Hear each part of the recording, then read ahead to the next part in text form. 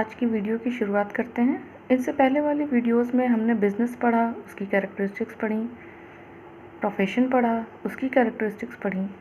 Now in this video we are going to study about the employment and its characteristics.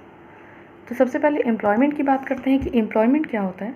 देखिए, जब एक party द्वारा दूसरे party को एग्रीमेंट के द्वारा काम दिया जाता है, प्लस रिवॉर्ड में सैलरी, कमीशन, जो भी एग्रीमेंट में तय हुआ है वो दिया जाता है, तो उसको हम एम्प्लॉयमेंट कहते हैं। There are two parties in every contract, one is employer and the second one is employee. Okay, तो एम्प्लॉयमेंट एक ऐसा काम है, एक ऐसा जिसमें कि एक एम्प्लॉय होता है, एक एम्प्लॉयर होता है। एम्प्लॉयर के यहाँ काम करता है और बदले में उसको सैलरी या कमीशन या जो भी एग्रीमेंट तय हुआ है वो उसको मिलता है। ये हो गई एम्प्लॉयमेंट की बात। अब एम्प्लॉयमेंट की कैरेक्टरिस्टिक्स की बात करते हैं। सबसे पहले जो कैरेक्टरिस्टिक्स है वो है कॉन्ट्रैक्ट ऑफ एम्प्लॉयमेंट। किसी भी एम्प्लॉयमेंट में there must be a contract. Contract में क्या होता है, वर्किंग आवर्स क्या होंगे, सैलरी या कमीशन क्या होगा, किस टाइप का काम करना है, कैसे काम करना है, पूरा डिस्क्रिप्शन काम का, ये सारी चीज़ें उस कॉन्ट्रैक्ट में होती हैं और उसी कॉन्ट्रैक्ट के हिसाब से फिर काम को किया जाता है। Next is work for another. किसी भी एम्प्लॉयमेंट में, जैसे कि मैंने आपको बताया, दो पार्टीज़ होती हैं, पहली एम्प्लॉय, दूसरा एम्प्लॉयर। तो जो एम्प्लॉय होता है वो एम्प्लॉयर के लिए काम करता है, so there are two parties. और वर्क फॉर अनदर किस लिए कहा गया है, क्योंकि जो एम्प्लॉय होते हैं वो एम्प्लॉयर के लिए काम करते हैं। थर्ड इज़ रिवॉर्ड और रिटर्न। जो भी एग्रीमेंट तय होता है एम्प्लॉय और एम्प्लॉयर के बीच में, उसमें एक रिवॉर्ड या रिटर्न तय होता है। रिवॉर्ड या रिटर्न क्या होता है, जो भी एम्प्लॉय काम कर रहा है उस काम के बदले में अगर उसे सैलरी मिल रही है या कमीशन मिल रहा है, तो that salary and commission is known as return और reward. Okay, next is capital investment. किसी भी एम्प्लॉयमेंट के लिए there is no need to invest any capital in the business. अगर आप एम्प्लॉय हैं, आप किसी और के यहाँ एम्प्लॉयड हैं, आप काम करते हैं, तो आपको कभी भी पैसा इन्वेस्ट करने की ज़रूरत नहीं पड़ेगी। अकॉर्डिंग टू योर स्किल आप काम करिए और उसके बदले में आपको रिटर्न मिलेगा।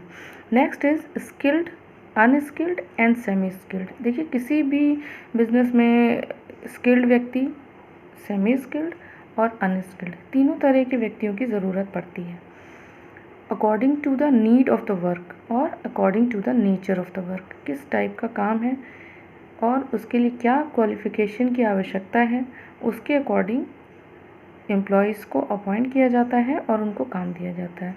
तो तीनों तरह के लोग, चाहे वो स्किल्ड हों, चाहे वो सेमी स्किल्ड हों, चाहे वो अनस्किल्ड हों, तीनों ही तरह के लोग हर बिजनेस में आपको मिलेंगे।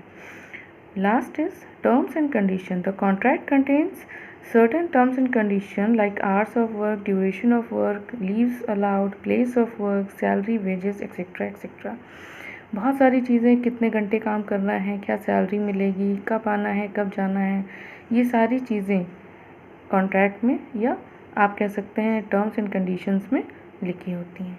तो all this about we have studied employment and its characteristics.